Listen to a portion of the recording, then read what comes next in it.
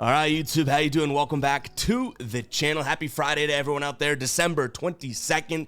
We got 6 games on today's NBA slate to dive into in today's video. Like we always do, we're going to go through each and every one of these games. We'll talk about them. I'll tell you what I like. I'll give you my lean on the spread. I'll give you my lean on the total, but all of my final plays, so what I'm rolling with myself. If you do want to fade me, those plays are going to be in the pinned comments, so make sure to keep an eye on that. In terms of last night, our final plays, we go 2-2, which obviously I'm going to sound like I'm complaining. It's not going to break the bank. Nothing to write home about either. 2-2 night, whatever. But what I'm salty about and what I'm ready to complain about real quickly, Josh Giddey. We had his over 21.5 PRAs. I said it in yesterday's video. It's probably one of my favorite spots on the slate. And I was riding high for the first quarter. He had 18 PRAs in the first quarter. But because Josh Giddey never goes over 18, he gets injured early second quarter and ends with 18 PRAs. He doesn't return. Pretty bad ankle roll. I don't know what the final diagnosis was, but damn, what a way to lose that. Like, literally, I said in my brain, I was like, the only way that this doesn't cash now, because he played 10 minutes and had 18 PRAs, the only way that doesn't cash is if he gets injured. And why did I say that? Because I put the Ev Hex on him. So 3-1 night would have been a lot different than a 2-2 night. But nonetheless, guys, 2-2 is not going to kill us. And at least I can say that we're getting a little bit more of a feel here. That Josh Giddey play coulda, woulda, shoulda, right? Hit, had he not been injured. The Pacers, 4.5, they made a game of that for some of the game, but man, they got outplayed. So shout out to a lot of people in the comments being like, you're crazy for taking the Pacers. I was. But guys, let's talk about the ride of the day from yesterday. Nice big plus 128 cash here from Heath. He had Kobe White 20 plus and JJJ, Jaren Jackson Jr., 20 plus points. Kobe finished with 22, I believe, and Jaren Jackson finished with 21. So we got just by, but hey, in sports betting, it don't matter how much you hit by if you hit, right? So shout out to you. We're pumping some crowd noise there. Great ride of the day from Heath, guys. If you do want to have a chance at being the ride of the day, all you got to use is that hashtag ride of the day in the comments, just like Heath did. Give me some picks, and I'll be jumping on board with one person's play in the comments and giving you a shout out in the next video, win or loss. If you win, we celebrate it like we did, but if you lose, we got to talk about it. I'm also posting it on my X at EvGuyBoss. If you guys want to follow me there, I'm following pretty much everyone back, and also, you know, shouting out the ride of the day of, so that you guys can ride in the community and all that good stuff. So go follow me on X at EvGuyBoston. But all right, what do you say we jump into game number 1 on today's slate? Sixers taking on Toronto. And I'll say this 8.5 point spread, I've seen 8 on FanDuel, I believe, so maybe it's moving in that direction. Total sitting at 229.5. But I'll say this about the game. Like, this isn't as easy of a pick as I kind of thought originally. Looking into it, like, Toronto may be able to hang in this game. I don't think I'm ready to bet against the Sixers here. This line, so if the Sixers with this line, an 8.5 point line, had they been 8.5 point favorites, which for more often than not in their games they are huge favorites, right? But had they been 8.5 point favorites in their last 7 games, they have covered it in 6. So it's like, this team, when they win, they are winning by a lot. The only thing I'll say, and what makes me still comfortably, I'll get right out and say I'm leaning Sixers minus the 8. Hopefully we can get that on FanDuel, a better number. The only thing that makes me comfortable doing that is they just beat Minnesota by 14, right? Because before that, the games the Sixers had played, I mentioned their last 7, they had cakewalk games. Atlanta, Washington, Detroit, Charlotte, and Chicago. And Chicago beats them. So it's like, that's their one sort of loss there that I said the 6 of 7. And Chicago's playing good, so I guess I can give them credit. But they weren't necessarily battle-tested through that stretch, right? Now they beat Minnesota a couple nights ago, which, like I said, gives me a little bit more confidence in them. But Toronto, you know, I think can play gritty and keep games close. So like I said, I wouldn't be surprised if Toronto keeps this game close, but ultimately I got to go with the better team here, and I got to look at the Sixers minus the 8.5 points. Only injuries to note here, D'Anthony Melton questionable, which could be a pretty big deal, but honestly, this Sixers team, if Embiid's a go, I kind of, you know, trust them. You know what I mean? He's that good, obviously. Batum is out, and then Covington is probable. In terms of the total, I don't mind this one going up and over. I think this one could get up into the early 230, so I'll slightly lean towards the over as well. When these two teams have played, we've seen plenty of high-scoring games, but if this is a Toronto game, I do think that they keep it close. So kind of my game script is obviously leaning towards the Sixers minus 8.5, because I think that means they put up themselves, you know, 120, 125, which should mean that Toronto can at least hold their own a little bit there.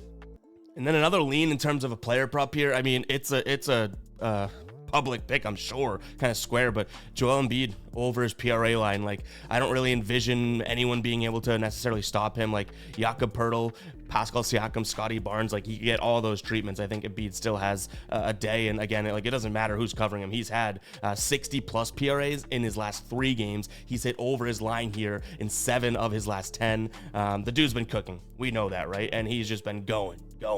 So it's kind of a square pick, but I don't think you can really go wrong looking at Embiid's numbers here, depending on what you get. All right, next up, we have Brooklyn catching 4.5 points here at home as an underdog. Total sitting at 231.5 against Denver. We just saw this matchup. I think that they're like the 3rd most recent game for each other. They played back about a week ago here. Denver was at home and they won by 23 points. I think things could change. I'll sound the psycho alert alarm here, but I think that Brooklyn keeps this game close. I do like them in the spot, plus 4.5. Denver's a great team, I say it all along, but they're still a little bit rocky when on the road here. They're 11-2 at home straight up, right? And 8-8 on the road. That is a different ball club, and there's a few teams out there like that are like that right now. What I will say is, obviously, straight up record can be a little misleading, but even still, it kind of shows the discrepancy of a home team and how they play versus when that same team is on the road. But for what it's worth, Denver is, just struggling here on the road. 6-10 against the spread as well, whereas you have Brooklyn, who's a 10-3-1 against the spread at home. Like, numbers point to Brooklyn. If your argument's going to be, well, the Nuggets are just better than Brooklyn, then fine. I think that this, as funny as it is, I say it with a laugh because that almost could be enough argument to take Nuggets minus the 4.5, right? Because the Nuggets whooped Brooklyn last time they played. The Nuggets have won 5 of their last 6 here, covered 5 of their last 6. I get it. But I think that Brooklyn keeps this game close. I really do. Doesn't make its way into a final play. We'll see how big my cojones are there because, again, the Nuggets are the better team. I'll admit that. But when they're on the road, they're just not as good, whereas Brooklyn's one of the best against the spread teams in the entire league this year. I think they are now the number 3 or 4 team, so they've fallen off a little bit, but I still think that this could be a game they keep close. The total sitting at 231.5. I like a slight lean towards the under here. Denver scored, what was it, 124 last time they played. Brooklyn only scored 101, but I like the point finish in that range of like 225, 226, 227 range, because I think it's a game in which Brooklyn may score a few more points, but Denver scores a few less. So we kind of say it's a little bit of give and take there. So I'll lean towards the under as well. Another spot that I really don't mind here is going to be taking a peek at Kentavious Caldwell-Pope's over 12.5 points, rebounds, and assists. The dude's been kind of flying under the radar. He's hit that line in 70% of games this season. In his last 10, he's hit it in 8. He's hit it in 2 straight. Like, I really don't hate this spot for him. We'll see if that makes its way into a final play, because the one thing I'll say is, like, you're still betting on a guy here, if you look at Kentavious Caldwell-Pope, that he's going to shoot, 3 threes a game, maybe 7 shots total. It isn't the best of, like, okay, well, he's going to have his quantity. And you guys, if you don't know, I'm a big volume guy. Rebounds, I want to see your rebound chances. Assists, I want to see your potential assists over the last few games, right? So, yes, I don't mind the matchup here going up against Cam Thomas, because Cam Thomas is going to most likely be thinking offense. But the thing that will keep me off this is there could be, right, a lack there of volume from him. But there's a few other player props in this spot that I don't hate all that much either. If Aaron Gordon plays, I do think that he could have a decent game. Cam Johnson, Spencer Dinwiddie as well. I think there's a few good matchups to look at here. One thing I probably wouldn't take a peek at is Jokic lines. Now, he can go out there and crush, obviously, anytime he can, but he's hit the under here. He hit it last time they played under his, I think it was his PRA line. And it's not the easiest of matchups here. Even his assist line was at 9.5. He's averaging like 10 assists in his career against the net. So it's like some of these are pretty thin, and obviously he's one of the best players in the league. You have juiced lines. I'm not all that confident in that. So I backed the superstar Joel Embiid in the last game. Jokic, obviously it's tough to take it under against him, so I probably won't, but I probably just stay away from his overs altogether. All right, guys, before we get into this next game, if you do want to support what we're doing here and get some great merch at the same time, head over to fademe.com. Store. Guys, it literally makes my day, my week, my month, my year when I see orders come through. They go right to my phone, and I appreciate the hell out of everyone that has supported this brand so far. We started this brand with kind of like all right, it's going to be tough to start a brand called Fade Me because, you're essentially saying do the opposite of me or take the opposite of my picks, but I think that's what sports betting should be about. Like, we can win together. We can also realize when we're having a cold streak and lose and really just kind of owning up to it. I'm not one of those guys, as you guys should know, one of those guys that's like, oh, on to the next day, like, let's forget about it. No, you gotta sit in your losses sometimes. You gotta own them. You can move on to the next day in terms of your plays, but that's kind of where the idea comes from. It also comes from a lot of people over time had been like, wow, your picks stink, your picks stink, your picks stink, and I kind of just said, okay, go ahead, fade me, I don't care, right? I'm just giving you my picks. You don't want to take it, don't take it. So yeah, if you do want to support what we're doing here, go ahead and shop fademe.store. Got tons of stuff over there right now. I cannot thank the ones that have supported enough. Seriously, like, this brand is building into something more than I probably ever thought, because it started as like a fun thing, but yeah, loving it so far, guys. You guys have been awesome. Fademe.store, go ahead and check it out. But all right, let's jump into the Rockets taking on the Mavericks here. Look at that spread, guys. Rockets sitting at 9-point favorites here. I think it opened up at 8, if I'm not mistaken. 9-point favorites over Dallas. Dallas doesn't look all that good, and we have no Luka Doncic today, which you could probably guess from this line, right? So in terms of their starting lineup, no Lively, no Exum, Seth Curry is questionable, obviously no Kleber or Kyrie, and then no Luka. So I'm not exactly sure who steps up or could even possibly make this a game on the Dallas side of things. Somehow, some way, they probably will. But Houston's at home, and what did I tell you guys when they played the Hawks? This Houston team, they're a better team at home. Now, granted, that game for them, we kind of, I guess, spun in our chair and we're like, no, we'll take the Hawks, which worked out for us. But we talked about it. We broke down Houston's on the road and Houston's home record and all that good stuff, and they're a good team at home. Whereas Dallas, they're a fine away team. I don't want to throw that on them, but if there's a time to bet Houston, it's at home. 9 points though is a lot of points, right? Like, we kind of understand that, but no Luka, there's so many guys missing from this Dallas team. I'm sure that, Houston's probably the play here in terms of the lean.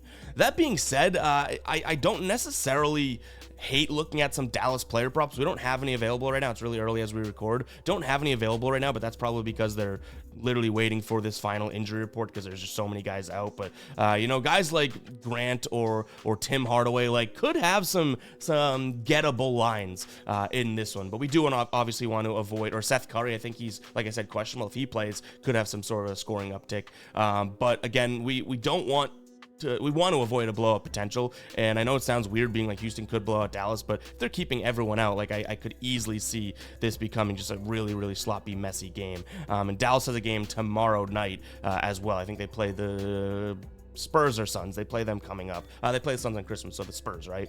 Which is not like they're looking forward to that game or looking ahead to it, but they probably are going to play guys on a back-to-back there, potentially, if these guys are healthy. So keep an eye on the pin comment here. We might throw some player props out there. Tim Hardaway Jr., Seth Curry, that type of thing, but it depends on what the line is. Now, the total's sitting at 225 right now. I like this one to go under. Again, if Houston's going to control this game and really obviously control the pace here, they are an under team. They've cashed 15 unders of their 25 games, and they just play slow and they play good defense. So it's like, Dallas, who's going to score the ball? If we already have that question in our brain, I do not hate this one to go under here. Houston 4-9 to the over, so 9-4 to the under at home this season as well.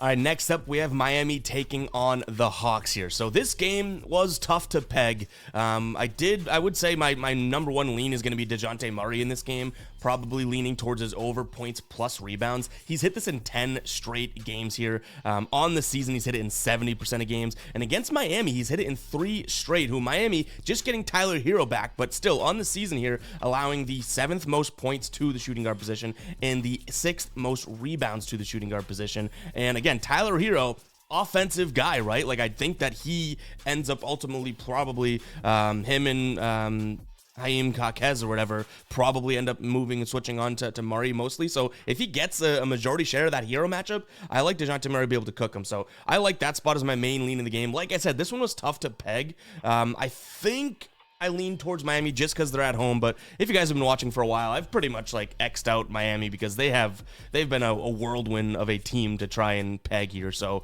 the fact that they come in as favorites here, I do think that says a lot. No Jimmy Butler though, but even without Jimmy Butler, right? Like he missed last game and they beat Orlando 115-106. And I don't think that's an easy feat. Like Orlando's a pretty good team.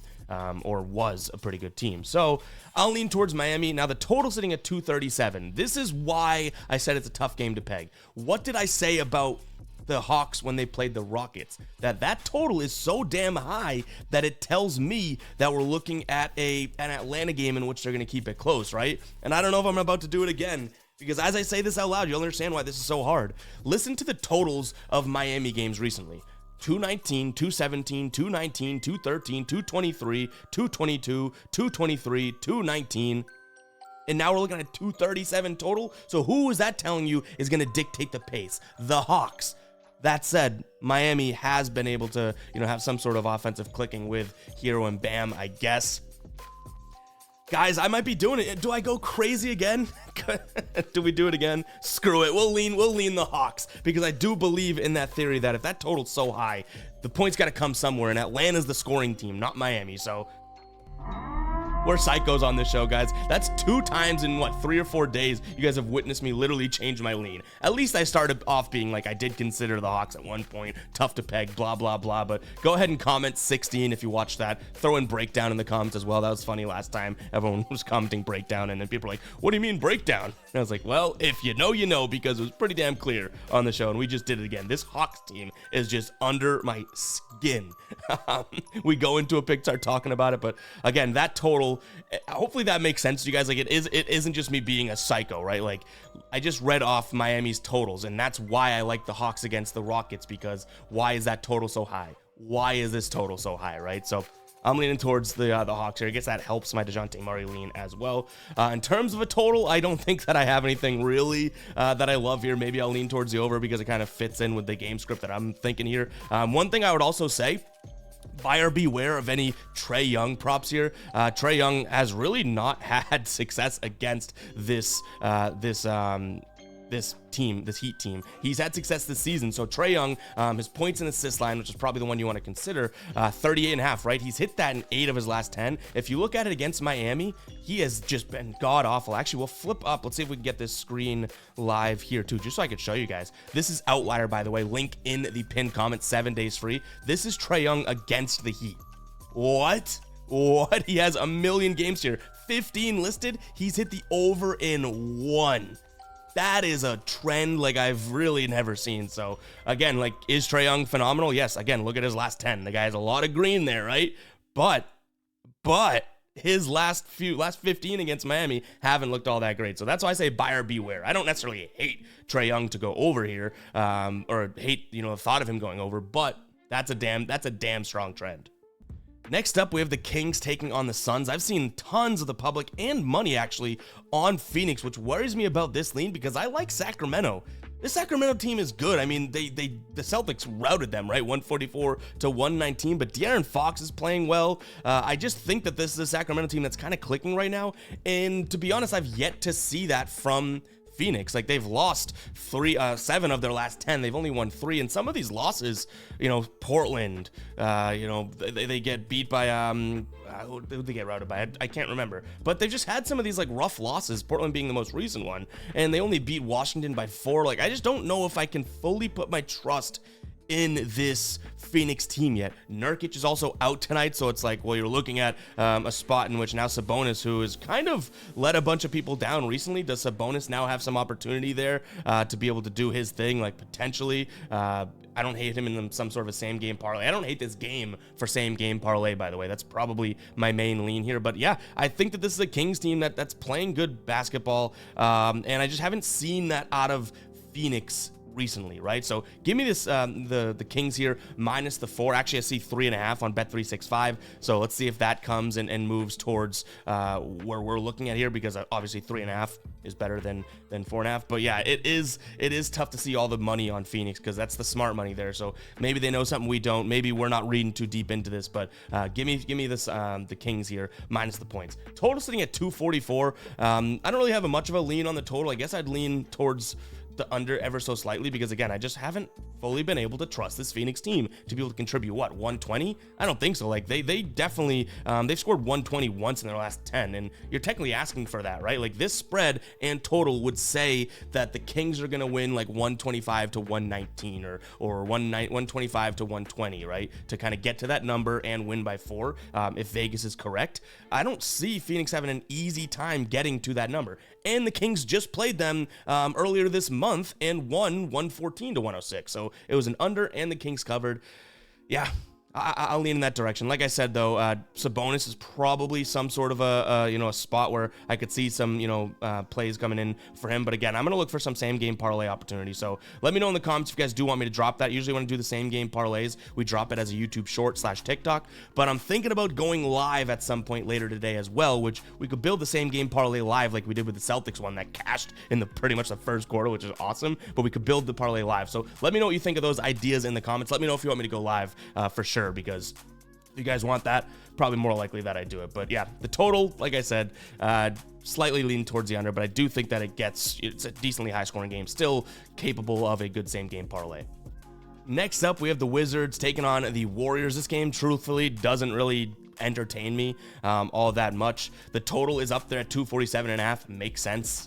This is a bad defense on the Wizards side of things, and it's really not like Golden State's a world-beating defense either, right? Both these teams have cashed way more overs than they have unders this year, so I get why it's up there. I just don't know if I could trust either team to get up there and put points on the board like that. Like, this is a Golden State team that they've had a little, like, they scored, was it 130 plus against the Celtics, went to overtime though, but a great fourth quarter and a decent overtime. So it's like they scored out of that 132 in the fourth quarter. In overtime, they scored like damn near 45 of those points. So it's like they weren't really even trending in that direction to begin with. And other than that, they're scoring 118, 124, 113, 116, have a big game against the Thunder. Again, another last second type of game. They score 136, but then back to 110, 112, 120. So I get why it's up there, but I can't really trust pulling the trigger on an over. Washington, obviously, kind of enough said for them, right? Super inconsistent. They'll score 130, they'll allow 150, and then all of a sudden they'll have a game in which it's 101 to 108, and it's like, where did that come from?